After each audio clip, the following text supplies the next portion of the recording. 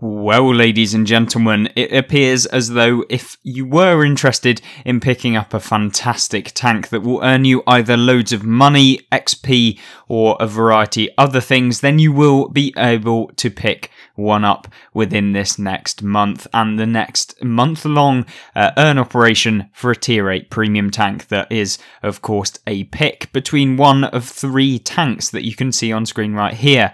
Now, the one on the left is, of course, the Demolisher within World of Tanks console. It's basically a T28 with an autoloader, and then we have the IS-6 Black, which is this central one here, and then the Minotaur Kv-5 with its ridiculous earning potential and just being buffed recently within World of Tanks console modern armor. Anyway, moving on to the operation. When will it become alive? Well, of course, if you have been grinding towards the T54E2 earn operation for October's month-long challenge, then you will be able to pick it up until the 2nd of November when this challenge starts. So make sure that you get that done as quickly as possible before the deadline of the 2nd of November, and then you'll be able to get that tank in your garage, and then hopefully one of these 3 new ones. So what they've basically done here is that they've added a black, crimson and cold steel option that you can pick within November. Now the tanks are as follows in terms of their bonuses, and basically I'll go through which one I would recommend to you guys as the tank of choice, at least my personal opinion on the one I would pick. Now, first things first, the IS-6 Black Edition. Essentially, in terms of what it gives you, is this 75% vehicle XP bonus, which is not good. That bonus is pretty much pointless because all it does is allow you to get a load of XP that you can then convert if you pay gold, which obviously will cost you money. So it's essentially only good for those of you interested in getting XP to then convert, and it only really matters if you haven't got any vehicle XP on any other tank that are elited already. So to be honest with you, the 75% vehicle XP bonus, pretty much pointless, especially if you've played the game for any length of time, because I'm sure you have well more than enough free XP that can be converted from other tanks within your garage. How does the tank actually stack up, however, within the current game meta? Well, the IS-6 is a pretty terrible tank, to be honest with you. Yes, it has got a few new buffs. Yes, it does 390 alpha damage now. Got 1550 hit points, making it pretty standard. You've got 175 penetration, and this is where the tank gets let down. 175 penetration on your standard rounds within the IS-6, meaning that you are going to have some problems with the tank and certainly knocking out some of the opponents that you're going to be coming up against, because yeah, if you're coming up against any of the defenders, any of the heavily armored tanks on the enemy team, and you've only got 175 standard penetration, it's going to be very, very difficult. Especially if you come up against those tier 9s, because this is a preferential matchmaking tank, so you can only meet tier 9s within this tank, hence why you get such little penetration. But when you do come up against them, you aren't going to pen them, and even if you fire your premium rounds with 217mm of premium penetration, you are going to find it pretty much a struggle to go through those heavy tanks from the front, and they're going to go through you every single time because the armor of the tank is pretty weak. Whether or not I would recommend this, probably not. I just don't think that the gun is good enough for the tier 8, and their other options that you can pick are just going to be far more useful within the game, as well as having just the better attributes within the tank itself. Obviously you do get a 50% bonus silver as well as the 75% vehicle XP, but yeah, I just don't think this is the tank for you. Moving on, of course, the Minotaur Kv-5. This is the tier 8 Soviet heavy tank that is very much like the Kv-5. This one, however, does have standard matchmaking, unlike the Kv-5 standard version, whereby you can actually come up against the tier 10s within the matchmaker if you play in this tank. But you do get a significant buff to the tank itself. So when you're coming up against tanks in those tier 8 and tier 9 matchups that you would in something like the Kv-5, you're going to be dealing a lot more damage a lot quicker and with more and more penetration, I believe, over the standard Kv-5. I think that this has better penetration. You've also got a very nice armor model on the tank. It's slightly upgraded.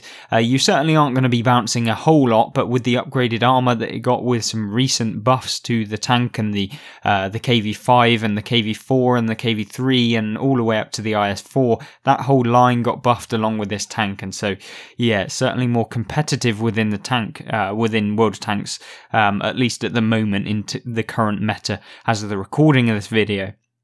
Now, the silver earn rate makes this tank fantastic. 175% bonus silver, meaning that you are going to be able to earn a butt ton of credits within this tank. You've also got very nice hit points, you know, for a tier 8 heavy. That's not awful. You've also got nice alpha damage that deals the damage very, very quickly. You can put out quite a few shells in fairly quick succession. Yes, it doesn't have the best DPM of a tier 8 heavy tank, but you're probably looking in the region of about 1900 DPM with all of the perks that you can put on, maybe even brushing up to about 2000. The real good thing about the tank is it is such a fun one because it has 40 kilometers an hour top speed, and if you put on some speed boost equipment, because this thing weighs an absolute ton, and I mean it genuinely weighs tons, it's going to be very, very nice for you to be able to just deal a ton of damage onto your opponents if you manage to ram them, which with the decent speed, or at least the top speed, and if you put that speed boost equipment, you're going to go even faster. You'll be just demolishing your opponents very, very easily. At least that's what I've heard about the tank. Obviously, I am going to be picking this tank as the one of my own choice. So would I recommend it? Yes, I think that this is probably the better of them all three, but I think we'll have to continue with the analysis to determine if maybe you got this tank already, which the next one to choose is, because the next one is, of course, the Demolisher. Now, the T28 prototype, obviously the tier 8 within the tech tree. It's a pretty mediocre tank destroyer. It's certainly not overpowered, at least a standard one, and that's kind of where it comes into with the Demolisher T28. The good thing with the Demolisher, although not having the 400 alpha damage that I believe the T28 gets when you fully upgrade it, this one has 320 alpha damage, but it does get that 3-shot autoloader as with something like the T54E2, the previous month's autoloading tank destroyer, or autoloading heavy tank even. This one has a pretty decent rate of fire, so you're going to be looking at about 2,300 DPM with the advanced loader and some of the perks that can boost up that rapid loading. You're basically going to be looking at about 2,400 DPM. Turret armor is actually a little bit troll. Yes, it does get penned fairly reliably, and if anyone hits the cupolas or this cheek area here that's very flat, yeah, they can pen you very reliably. Upper plate is pretty trash. Lower plate is also terrible. But yeah, you can definitely bounce some rounds on this, and when you're dealing out, 960 damage back to them, they do have to make sure that they're going to be able to lock you down if they're going to come round a corner. So that's where this tank becomes really, really good, is if you can dump out your 960 damage, take a 200 damage hit from whatever you're firing at, pull back round that corner, reload, take some cover with your opponents or your teammates covering you, and then you're just going to be able to just repeatedly do that, and you can have some really fantastic games. The tank is, however, let down by its hit points. 1,150 is that's just diabolical, really. It's pretty low. You're going to be able to get pretty much almost one clipped by the same tank. If they do high roll, you can actually get one clipped by an opponent Demolisher T28, although very unlikely. Yeah, very interesting tank. Very slow, however, so you're not going to be able to get up to the front lines very quickly. You have okay vision range, so you could boost that up. You could be pretty stealthy in the thing as well if you decide to put on a full camo build. It really is entirely up to you how you'd play this, but I think overall, out of the 3 tanks on offer this November, I would recommend the Minotaur Kv-5. Then I would go with the Demolisher T28 and then the IS-6 Black. That's just my opinion. How will you actually be able to get them? Well, you have to deal 1000 damage, either assist or actual damage, and you have to do that 300 times over the entirety of the month. If you manage to do that, you'll get, of course, the choice of one of these tanks. Depending upon if you want them, then you'll get a variety of different silver if you already own the tanks, and so I guess if you want to pick one just to earn some silver, you could do that alternatively. As far as the operation and what else you get with these operations, well, you'll be able to pick up some XP boosters for dealing damage 5, 10, 15, and as you go through, you'll be able to pick up a whopping like 30 or maybe even more XP boosts in total for you to be able to either get more XP, more silver, or more vehicle XP. It really is down to you which one you're going to be picking for your tank, really, and where you want to put those. I usually put the ×2 silvers into the Cold War premium tank so that I can earn like 500,000 silver a game. I use the vehicle XP boosters obviously on anything I'm grinding, and if I really do want to use a crew or get a crew up to 9 skills, then of course I will be using the Commander XP boosts to be able to do that. This is where I really have been enjoying World of Tanks, really. I think that it's good to summarise. These sort of operations are fantastic. I would like to see a little bit more diversity with the challenges themselves. Maybe have some spotting requirements in there rather than just deal and assist, like basically play 300 games. It really is a little bit boring, I'd say, some of the challenges. I'm not saying that they should be like, set 2 people on fire, get 3 kills exactly, and then, travel 17 kilometers in one game. But what I mean is just make them a little bit more varied so that they're not just, play 300 games and, hopefully you'll be able to get the tank, whether or not you actually have the time to do it. It's really down to the amount of time and the amount of time that you play, whether or not you earn these, rather than like having any kind of skill requirement or any sort of diversity within the challenges. That's just my opinion though, and of course you're welcome to put your own opinion in the comment section down below, and it's always good when you do that. Now, not only have we been given, of course, the operation for November, we will be able to look through next week's update. There are a few new big things coming into the game, and of course we have the new premium Cold War tank destroyer, the M50 Ontos. Now, I don't know much about this tank. I think that there was a trailer on Twitch from Wargaming themselves. The M50 Ontos is going to be what I would believe is probably an American tank, or at least a Western Alliance tank destroyer. It could be an interesting one. I think it'll probably be Era 2, not entirely sure. Maybe even the top tier era, I am not certain. Of course, many of you will probably comment in the comment section down below what that is, and hopefully you do. I'm sorry that I can't give too much more detail, but it will be an interesting one, and as soon as it comes out, I will be able to do a review of the tank, tell you or not it's overpowered, tell you whether you should be purchasing it, tell you the pros and cons and stuff like that. And so as soon as that comes out on Tuesday, I will be looking to do a video within the next day or 2 after the release. As far as the other things, of course, we have the daily play-up with a chance to win a black T-34, the BF skin, and more. So that's going to be interesting. Potentially, you could win a black T-34. I mean, the tank has got buffed recently. It's one of my favourite premium tanks within the game, the T-34, at least if it's the American one. It has terrible DPM, but it is quite a fun tank to play, and I think that, people underestimate how good the tank is when you can get hold down and stuff. Anyway, moving on, we then have the Dia de los Muertos random drop op, which is to get some skull emblems and stuff like that, all related to Dia de los Muertos, which is, of course, I think the Day of the Dead in Mexico, and so you'll be able to actually get that. I think it's Spanish, obviously, but yeah, that's heavily celebrated over there, and so you'll be able to get this if you decide to jump on. Obviously, then we have the Tank of the Month DLC, the Bear Kv-122 Gold Premium and more for $9.99. I don't know why that's really featured on here. Don't think it's going to be that good. The Bear Kv-122 might be okay, but it entirely is down to you. Then we have Kickoff Black November sales all month and week 1 Cold Steel. So you'll be able to pick up some of the Cold Steel tanks next week. I usually think that they're quite overpriced.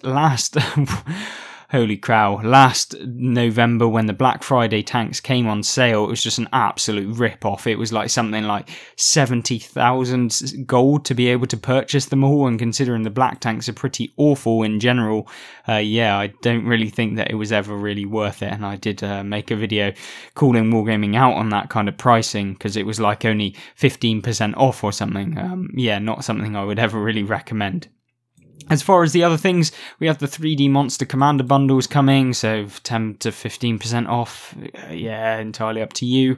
November 2nd to 29th, we've got 50% off cosmetics, 25% off equipment, and premium time, which is the one probably biggest thing other than the season pass that I would recommend you to spend gold on and spend money on the game, because it is the biggest factor as to it will just give you a 50% bonus to your XP. It gives you 50% to all of your silver. So if you are playing World of Tanks and you want to play World of Tanks for the next year, or do you just fancy really grinding out loads of different tank lines, it is probably the best thing you could purchase. Forget about premium tanks, they come out on sale all of the time. Forget about all of the other additions that you can purchase within the game, key cards, stuff like that. If you haven't got premium time, this is essentially the best thing that you can buy. And I think it costs about £35 that you pay once a year, and what's that, £3 a month? I mean, if you're playing any other subscription based games, you're going to be paying like £8 or £9 or even £10 a month just to be